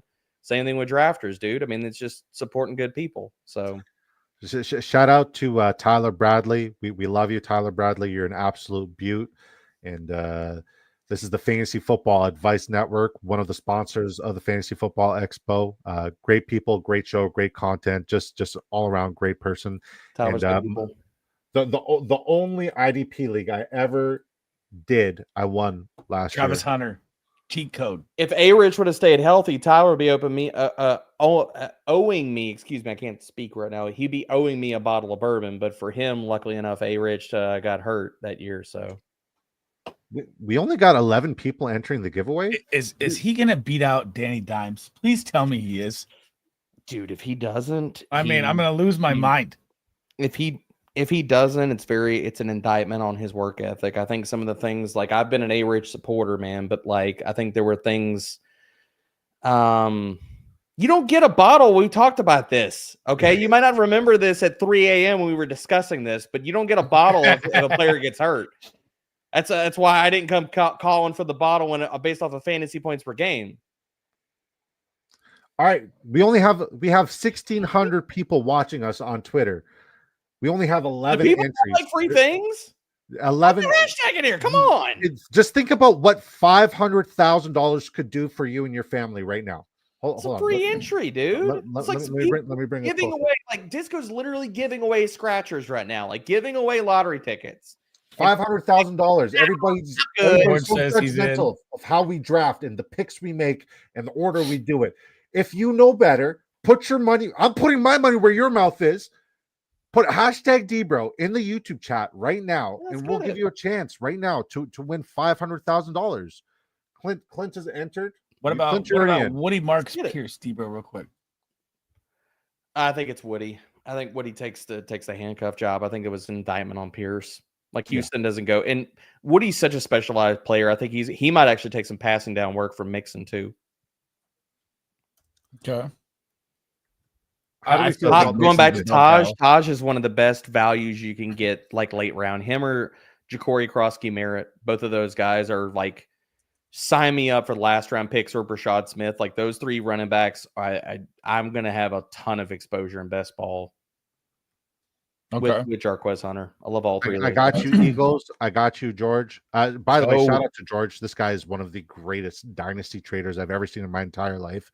Like he's taking real life trading and he's applying it to not trading, not trying, baby. Oh, he's dynasty. He's like what he's doing to liquidate certain like he is absolutely nuts. All right, guys, it looks like we got 13 people in the duck race. 69 seconds. You guys know the rules. Nothing like missionary. Hey, dude, still gets the job done. Okay. All this hate on missionary, I'm just saying, like it's the ultimate position for a quick. Like, I mean, like everybody, like, well, driving to the same place, we just taking different cars, homie. Like, what's wrong with the ride? Just enjoy the ride. Like, come on. All right, guys. I need to see a bunch of quack heads in the chat. Everybody get to quacking, and once you guys get to quacking, a little bit, babe. I'll release the quacking. All right. One's got a on your crown? marks, get set, go. Jerry off to. By the way, how's the mic sound, guys? Chat. Way Are better. you good? Oh, is this your new one that you got? This is a new one. Yeah, it sounds good. Thank you. Sounds good. I didn't end up going with the Yeti. What's this Yet- one called, Sleez? Yeti? That's not the Yeti. Yeti or the Shure? That's a HyperX. It's the HyperX Quadcast. Yep. I've never heard of it, but it works good. Is that plus? Am I seeing like it's literally lighting up and changing colors as we're talking? Yeah. Yeah. I mean, it's an A+ for the vibes just alone, dude. Come on. Yeah, I mean, Jerry it B. matches my disco theme. Oh, I bet you No Cap can take this. Watch No Cap take this. It's going to be Eagles. It's going to be the back guy. Eagles or George. Yep. I think George is in prime position right now to win it. I'm putting my money on George. James with the push. SEO calling it right now. Here comes the sprint. I'm going for Clint. Yep. Clint. James. Good. Oh, the red one. Oh, Mossy. Oh, see, look at that. Mossy with the Last afterburner. bit. Look at that. Oh, wow. Coming out Congratulations. of nowhere, baby. Disco. Oh, since it's Mossy and since Updog showed up, we got to do this, guys. Bear with me. What's up? What's up? Congratulations, Mossy. Guys, thank you so much for being here and doing this and holding it down. We'll be back tomorrow at 7 p.m. Eastern time. Anything you guys want to say to the folks about what you got going on, what to expect, and once again, thank you guys from the bottom of my heart. Oh, Sleez, go ahead. Lead it off, baby.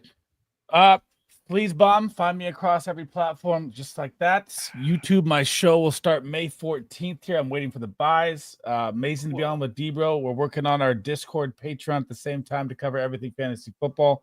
That's going day by day, getting better. And I'll be on the shows here every single day if you'll have me, man. You're always welcome here, buddy. You're my partner in all this shit. Yeah, I mean, for me, it's Debro_FFB, all the things, all the places, everything's at Fantasy Pros. Right now, I'm getting into the redraft streets. I know Dynasty content's still hot and heavy, rookie drafts, all that kind of stuff. All my positional primers, my top 100 skill players are all updated. So you can find those on the site, or I think one of them is my pinned tweet right now from a top 100. So that's legit 100 prospects in Dynasty, all write-ups, quarterback, running back, wide receiver, tight end. And like I said, I'm getting into the redraft streets, so I'm starting on running back notes for the site. Those will be knocked out pretty soon as I'm building towards the last 2 years. I've either had I think it was a top 150 or top 200 board that I came out with last year for redraft purposes. So I'll be somewhere in that neighborhood of 150, 200 write-ups again when it's all said and done before week 1 again this year, boys. So thanks for the time. Appreciate you, man. I got 240 that I need to bang out for this basketball season. So not looking forward to it, but I'm also excited to get it done with. Appreciate you guys. I say it all the time and I'll say it again. It takes a village, and I love my fucking village. God bless you guys. God love you guys. Until next time. Peace.